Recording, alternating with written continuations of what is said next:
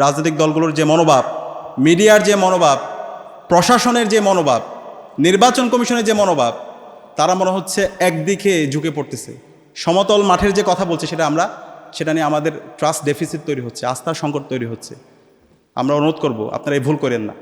এই ভুল যদি করেন তাহলে এই যে রাকিবের যে পরিণতি হয়েছিল তার সাথে খারাপ পরিণতি আপনাদের হবে। প্রধান নির্বাচন কমিশনার হিসাবে যাকে হাসিনা বানিয়েছিল সে কাজ করেন না, সময় আছে। আমরা অনুরোধ করব সবাই দায়িত্বশীল আচরণ করেন। আমি যখন এই ক্যাম্পাসে আসি 2017 সালে, 17 সালে আসার পরে 18 সালের যে নির্বাচন হয়েছিল, তখন নির্বাচনটা একদম খালি চোখে দেখা যাচ্ছিল কী ধরনের একটা নির্বাচন হচ্ছে, একটা রাতের নির্বাচন যেটাকে আমরা বলে থাকি। কিন্তু ওই সময়ে বিশ্ববিদ্যালয়ে যারা শিক্ষকরা ছিল, আমি রাষ্ট্রবিজ্ঞানে পড়াশোনা করেছি ঢাকা বিশ্ববিদ্যালয়ের, এই ঢাকা বিশ্ববিদ্যালয়ের শিক্ষকরা এই ধরনের একটা নির্বাচনকে তারা বৈধতা দিচ্ছিল এবং তারা বলতেছিল খুব ভালো নির্বাচন, ক্লাসের মধ্যে এসে পড়াচ্ছিল।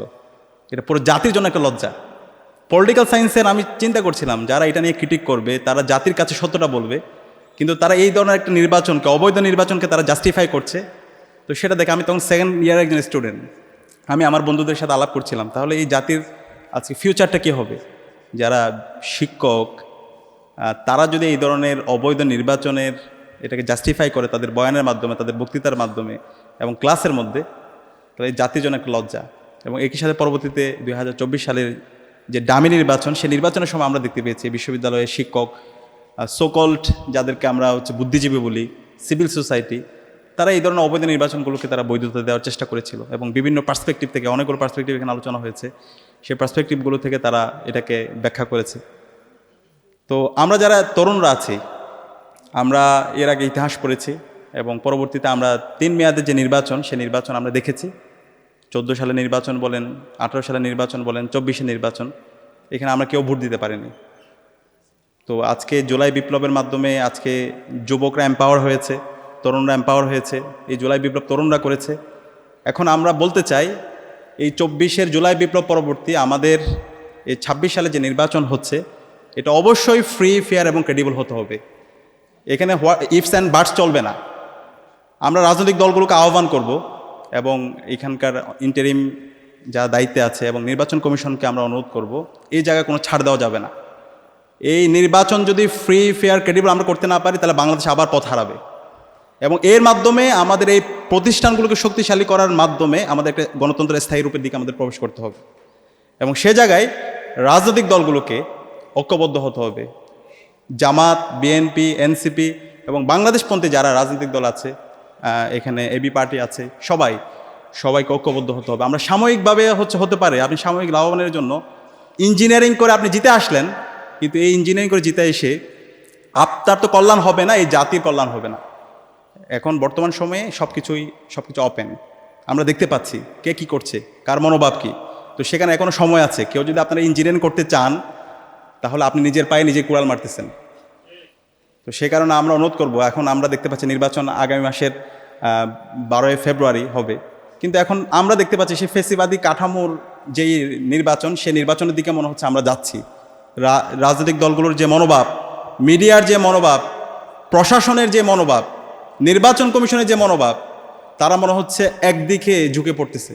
সমতল মাঠের যে কথা বলছে সেটা নিয়ে আমাদের ট্রাস্ট ডেফিসিট তৈরি হচ্ছে, আস্থার সংকট তৈরি হচ্ছে। আমরা অনুরোধ করব, আপনারা এই ভুল করেন না।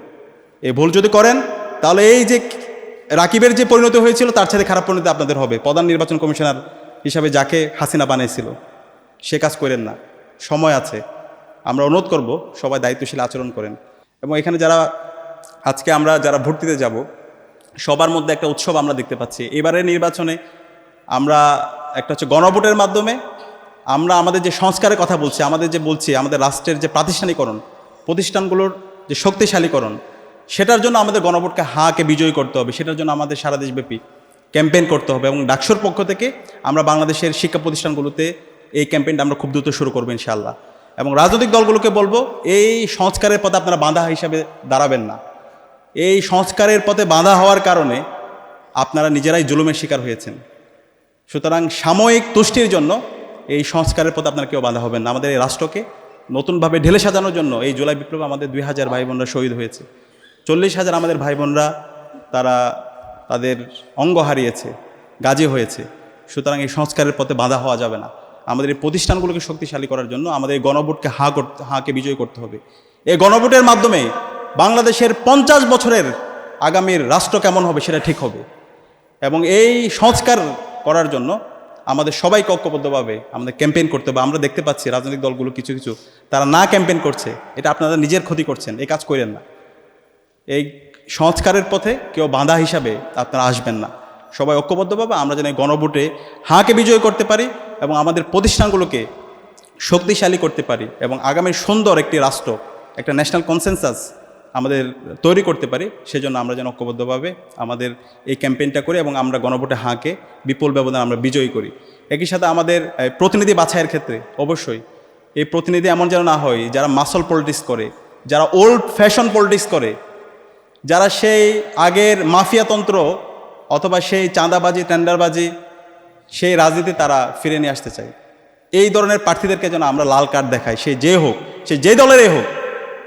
যারা আমাদের প্রার্থীরা হবে তারা তাদের অবস্থান পরিষ্কার করবে, শিক্ষা নিয়ে তাদের চিন্তা কী সেটা তারা পরিষ্কার করবে, স্বাস্থ্য নিয়ে তাদের চিন্তা কী সেটা পরিষ্কার করবে, এবং আমাদের তরুণদেরকে নিয়ে তাদের ভাবনা কী, তরুণদের এম্পাওয়ারমেন্ট করা নিয়ে তাদের ভাবনা কী, রাষ্ট্রের এই যে নতুন সংস্কৃতি কথা বলছি সেটা নিয়ে তাদের ভাবনা কী, সেটা যারাই পরিষ্কার করতে পারবে তরুণরা তাদেরকে গ্রহণ করবে।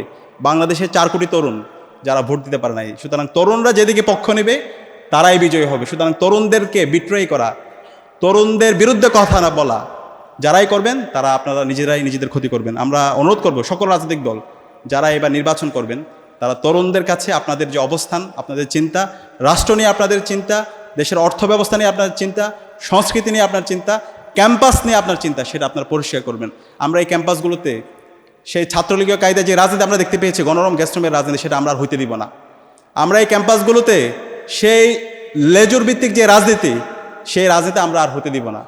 আমরা এই ক্যাম্পাসগুলোতে আমরা বিগত ফেসিবাদী আমলে যে বিশ্ববিদ্যালয়ের ভিসিরা যেভাবে রাজনৈতিক দলগুলোর পেছনে দৌড়িয়েছে এবং যে শিক্ষক নিয়োগ প্রক্রিয়া মাধ্যমে এখানকার মেধাগুলোকে ধ্বংস করা হয়েছে, সেটা আমরা আর হতে দিব না। সুতরাং এই ক্যাম্পাসের স্থিতি অবস্থা, ক্যাম্পাসের গণতান্ত্রিক চর্চা অক্ষুণ্ণ রাখার জন্য যারাই কমিটমেন্ট দিবে, ছাত্ররা তাদের পক্ষে অবস্থান নেবে। তো আমরা আশা রাখব এই যে নতুন আমাদের সুযোগ এসেছে, এই সুযোগটাকে আমরা কাজে লাগাবো। এই কাদা ছোড়াছুড়ি বাদ দিয়ে বাংলাদেশ প্রশ্নে আমরা ঐক্যবদ্ধ হয়ে জুলাইয়ের শহীদদের আকাঙ্ক্ষার আলোকে একটি সুন্দর বাংলাদেশ বিনির্মাণ করার জন্য যে আসন্ন নির্বাচন, সেই নির্বাচনের জন্য আমরা ঐক্যবদ্ধভাবে কাজ করব, আমাদের অবস্থান পরিষ্কার করব এবং একটি ফ্রি ফেয়ার ক্রেডিবল নির্বাচনের মাধ্যমে আমরা আমাদের গণতন্ত্রের একটা স্থায়ী রূপের দিকে আমরা প্রবেশ করবো ইনশাআল্লাহ। আজকে অসাধারণ আয়োজন করার জন্য ডেমোক্রেটিক বাংলাদেশ এবং ঢাকা বিশ্ববিদ্যালয় কেন্দ্রীয় ছাত্র সংসদ সবাইকে আন্তরিকভাবে ধন্যবাদ জানাচ্ছি। সাংবাদিক বন্ধুদেরকে ধন্যবাদ জানাচ্ছি। এখানে একাডেমিশিয়ানরা এসেছে, তাদেরকে ধন্যবাদ জানাচ্ছি। আমি একাডেমিশিয়ানদেরকে আবারও বলবো, এখানে যারা এসেছেন, আমরা যখন আলোচনা করবো, আমরা একাডেমিশিয়ানরা অনেক ক্ষেত্রে যেটা হয়, আমরা সত্যকে সত্য বলতে পারি না। আমরা অনুরোধ করব আমরা যেন সবসময় সত্যের উপর অটল থাকি। আমরা সত্য যত কঠিন হোক সেটাকে যেন আমরা সবসময় গলা জোর দিয়ে আমরা যেন বলি।